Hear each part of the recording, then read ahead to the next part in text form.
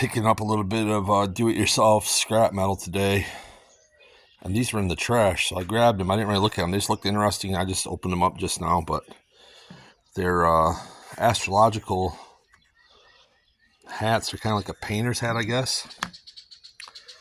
Made in Taiwan. But they got this, oh, it got real dirty, dang. 1988 YTC, I'm not sure what that is, but I'm going to look into it. Got the Gemini, Sagittarius, Aries, and the greasy old Taurus. Yeah, these are kind of cool. They got cool graphics. They're like screen printed. Maybe I come up on something good. I don't know. I didn't really find nothing like them with a quick look, but I'll do some more looking tonight. I never looked up that company. YTC. Yeah, found them. Packing. Do-it-yourself,